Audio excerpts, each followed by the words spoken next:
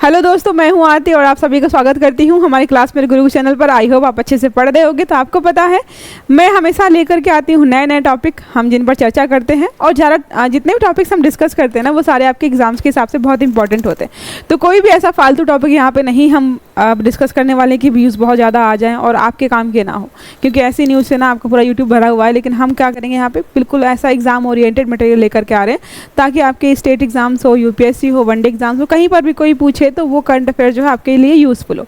तो आज जिस टॉपिक पर हम डिस्कस करने वाले हैं वो है अगरवुड के बारे में। अगरवुड क्या है उसको हम देखते हैं अच्छे से, ठीक है। मुझे लगता नहीं किसी ने इस चीज़ के बारे में सुना होगा या कभी सोचा होगा कि अगरबत्ती और धूप बत्ती किससे बनती है, इसके बारे में हमें पढ़ना पड़ेगा या नहीं पड़ेगा। क्या इतने बड़े लेवल पे इसके बारे में बात करना बहुत ज़रूरी है? बिल्कुल ज़रूरी है। साइट्स जो है उसने ना अगरबत्ती या अगरवुड की जो बिज़नेस है या एक्सपोर्ट है उसको बहुत आसान बना दिया है। और आपको जानकर हैरानी होगी कि ये जो चीज़ है वो जो है लाखों रुपए डॉलर्स के हिसाब से केजी में बिकता है।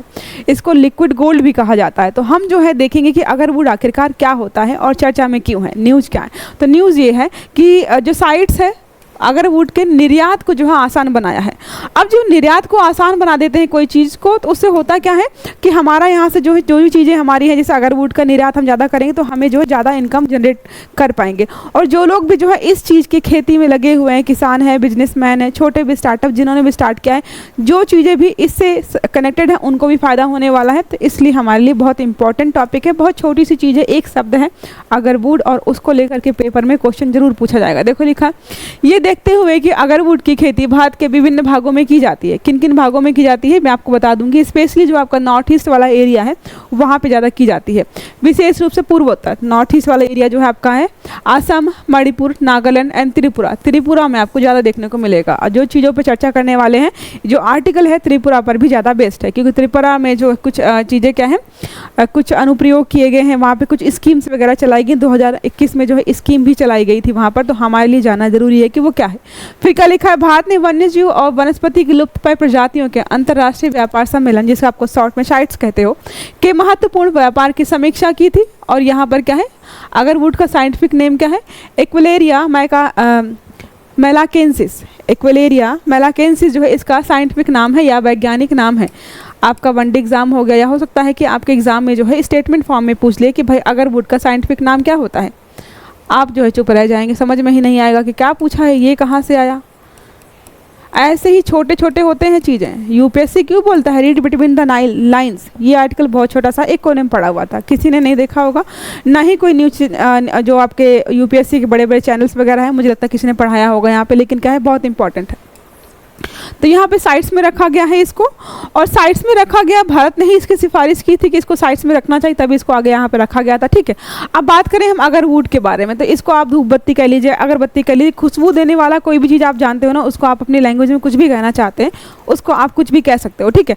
इसको जो है वुड भी कहा जाता है, ठीक है। वुड नहीं, वुड भी बोलते हैं। अगर कुछ अभी एग्जाम में अगर वुड की जगह पूछ ले कि वुड क्या होता है, तो फिर क्या है, फिर गड़बड़ हो जाएगा मामला कि वुड क्या होता है। तो यही होता है, ठीक है।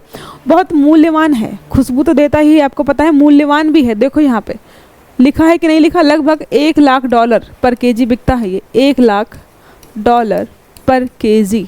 समझ रहे हो? आप कैलकुलेशन करते रहना अपने घर पे, ठीक है। इसका जो है अगर आपसे पूछा है कि भाई अगरवुड जो है लकड़ी जो है वो कौन से पेड़ से मिलती है, ठीक है, अलग अलग पेड़ से मिलती है ना चीज़ें, तो क्या है, यहाँ का नाम क्या, एक्वेलेरिया। एक्वेलेरिया एक पेड़ है जिससे ये जो हम चीज़ें बनाते हैं वो मिलता है।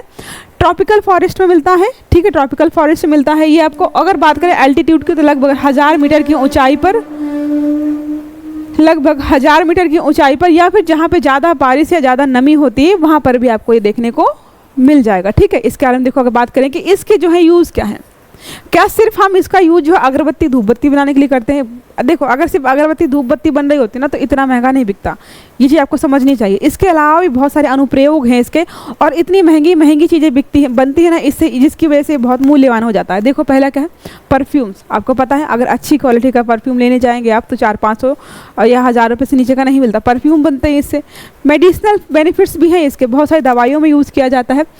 फिर क्या, एयर फ्रेशनर्स बनते हैं इसके साथ ही। एंटी इन्फ्लेमेटरी, मतलब अगर कहीं दांत खाद खुजली है, कुछ इचिंग वगैरह, कोई इन्फेक्शन वगैरह हो गया, उसमें भी इसको यूज़ किया जाता है। देखो यहाँ पे लिखा हुआ $1,00,000 पर केजी के हिसाब से बिकता है इसको, इसीलिए लिक्विड गोल्ड भी कहा जाता है। कोयला तो आपको है ही, ब्लैक गोल्ड बोलते हैं उसको, इसको लिक्विड गोल्ड भी कहा जाता है। त्रिपुरा ने एक जो है अगरवुड पॉलिसी 2021 में चलाई थी, जिसका एक तरीके से उनका लक्ष्य था कि 2025 तक जो है हम प्लांटेशन जो है डबल कर देंगे, ठीक है।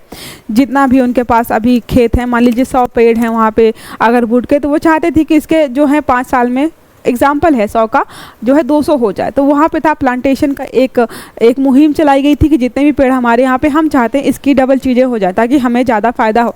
तो अगर आपसे पूछा है कि ये कहाँ चलाया गया है, त्रिपुरा है। आपको मैंने ऑलरेडी बताया कि अगरवुड को लेकर जो चीज़ें जहाँ ज़्यादा चल रही हैं वो सारी कहाँ पर हैं, नॉर्थ ईस्ट में। अब देखो वहाँ पर जो है पेड़ का दिखा है आपको, कहाँ गया। कभी कभी दिमाग लगाने से अच्छा है ना, आप जो है थोड़ा सा मतलब रटने से अच्छा है थोड़ा दिमाग लगा लो। एल्टीट्यूड लिखा 1000 मीटर की ऊंचाई। अब 1000 मीटर की ऊंचाई पर अगर जाएंगे तो प्लेन एरिया में तो आपको ये नहीं मिलेगा, जाहिर सी बात है हिली एरिया में मिलेगा। तो हमारे यहाँ पर जो हिल स्टेशन या हिल एरिया ज़्यादा कहाँ पर है, आपको नॉर्थ ईस्ट में मिलेगा, घने जंगल वगैरह आपको वहीं पे मिलते हैं, ठीक है।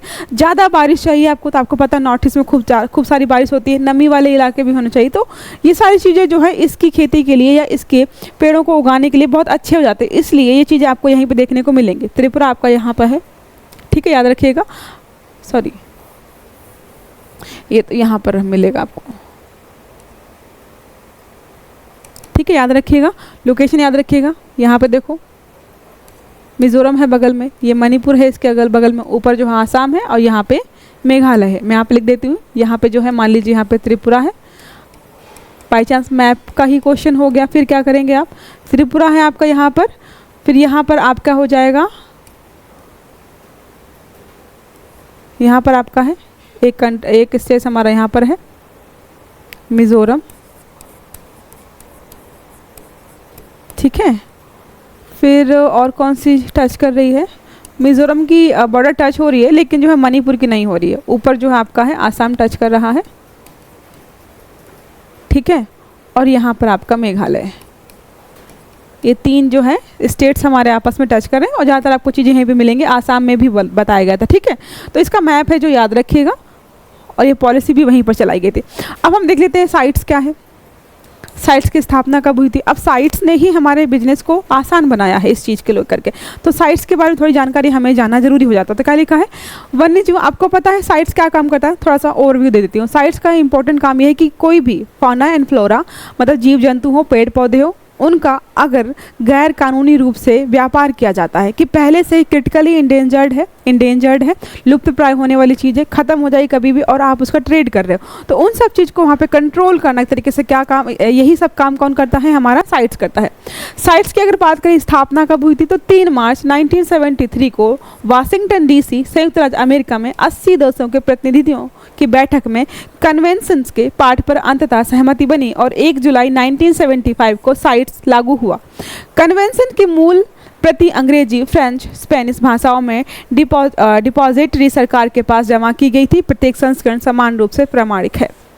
कब देखो यहाँ पर है 1973 में 3 मार्च को बातचीत स्टार्ट हुई कि हमें जो है ऐसी चीज़ें बनानी चाहिए। लगभग 80 कंट्री साथ में आई और उन्होंने बोला कि भाई हमारे देश दुनिया से क्या हो रहा है, पेड़ पौधे और पशु पक्षी जो हैं, जानवर गायब हो रहे हैं या फिर ख़त्म होते जा रहे हैं, और हम उनको बचाने के लिए कुछ कर नहीं रहे, जबकि हमारी जिम्मेदारी बनती है कि हम सबको साथ में लेकर चलें। ऐसा नहीं कि सिर्फ अपना डेवलपमेंट किया जा रहा है, बेचारे पेड़ पौधे खत्म हो रहे हैं, पशु पक्षी खत्म है, तो उनके जो है संरक्षण को लेकर के यहाँ बातचीत हुई और जो है 1975 1 जुलाई को इसकी स्थापना कर दी गई थी, ठीक है।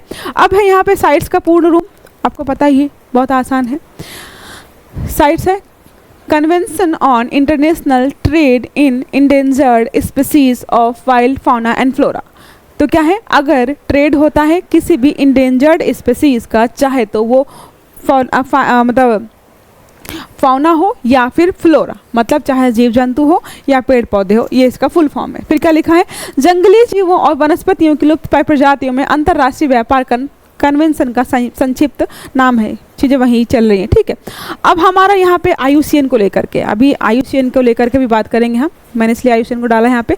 IUCN का काम क्या है, आपको पता है IUCN क्या काम करता है, विश्व धरोहर सूची जारी करता है, जिसमें अलग अलग हमारे हिस्टोरिकल, कल्चरल और नेचुरल प्लेसेस होते हैं, जिनको वो उठा करके वहाँ पे रखता है कि ये अपने आप में यूनिक है, इसका संरक्षण करना हमारे लिए बहुत ज़रूरी हो जाता है। और वो क्या है, कल्चरल हो सकता है, हिस्टोरिकल हो सकता है, नेचुरल भी हो सकता है, मैन मेड भी हो सकता है। किसी भी चीज़ का ऐसी प्रति बनाई जाए जो अपने आप में बहुत यूनिक है, उसको यहाँ पे रखा जाता है, ठीक है। प्रकाशित क्या किया था, रिपोर्ट्स वगैरह प्रकाशित की जाती है, बहुत सारी चीज़ें, रेड लिस्ट जारी की जाती है कि कौन सा रेड लिस्ट जारी किया तो इसका मतलब होता है रेड लिस्ट में कोई जानवर अगर है, इसका मतलब ये होता है कि भाई वो जानवर या फूल पौधा पत्ता जो भी है वो खत्म होने की बिल्कुल कगार पे है, अगर आप उसका संरक्षण नहीं करेंगे तो वो जो है कभी भी खत्म हो सकता है। ठीक है, भारत में IUCN का गठन कब किया गया था? अब आते हैं कि भारत में IUCN कब से गठित किया गया। देखो इंटरनेशनल लेवल पे कोई चीज़ चल रही है वो हमारे यहाँ उसी टाइम आ जाए जरूरी नहीं है। जैसे हमने साइट्स के बारे में पढ़ा तो लगभग 1973 में बातचीत हुई तो हम वहाँ पर शामिल नहीं थे। ठीक है, बाद में हमारे यहाँ पर चीज़ें लागू हुई है। तो यहाँ पे लिखा है 1969 में पर्यावरण वन और जलवायु परिवर्तन मंत्रालय के माध्यम से IUCN का एक सदस्य राज्य बना। IUCN इंडिया का कंट्री ऑफ 2007 में नई दिल्ली में स्थापित किया गया था। 2007 में यहाँ पर स्थापना की गई थी इसकी। ठीक है, अब हमारे आते हैं क्वेश्चंस पर। निम्नलिखित कथनों पर विचार कीजिए। पहला स्टेटमेंट हमारा है, एक चीज़ मुझे लग रहा है कि मिस हो गई है, वो था इसी के बारे में था, डोंट नो, ये तो ठीक है समझ लेना। अगले 5 साल में जो इंडस्ट्री है अगरवुड की उसको लगभग 20 बिलियन रुपीज़ की इंडस्ट्री हम बनाना चाहते हैं। ठीक है, याद रखिएगा। अब मुझे लग रहा है टॉपिक का कन्फ्यूजन हो रहा है या कुछ और हो रहा है। उसमें था कि साइट्स की अपेंडिक्स सेकंड में डाला गया था और जो IUCN की लिस्ट है उसको क्रिटिकली इंडेंजर्ड में, अब बाद बताऊंगी। ठीक है, चलो इसको देख लेते हैं। क्वेश्चन हमारा है, हाल ही में चर्चित अगरवुड को साइट्स की अपेंडिक्स सेकंड में रखा गया है। क्या स्टेटमेंट सही है? दूसरा है, अगरवुड को लिक्विड गोल्ड भी कहा जाता है। दोनों ही स्टेटमेंट हमारे यहाँ पे सही है। ठीक है, ये दोनों जो है सही है। हमारा विकल्प जो है C 1 और 2 दोनों सही जो है वो सही हो जाता। तो याद रखिएगा अपेंडिक्स सेकंड में रखा गया है और IUCN के आई थिंक IUCN की क्रिटिकली इंडेंजर्ड या इंडेंजर्ड कैटेगरी में रखा गया है। आप मुझे कमेंट करके बताइएगा अगरवुड को IUCN की कौन सी श्रेणी में रखा गया है। ठीक है, यहाँ पे लिखा था बट आई थिंक मिस हो गया है वो। ठीक है दोस्तों, तो इस टॉपिक को हम यहीं पे खत्म करते हैं। अब हम मिलेंगे हमारी नेक्स्ट क्लास में। आई होप आपको क्लास अच्छी लगी होगी। अगर क्लास अच्छी लगी तो वीडियो को लाइक करिएगा, चैनल को सब्सक्राइब करिएगा और सारे आने वाले वीडियो आपको टाइम से मिले इसके लिए बेल आइकन जरूर दबाइएगा। अच्छे से पढ़िएगा, अपना ख्याल रखिएगा। Have a good day, thank you.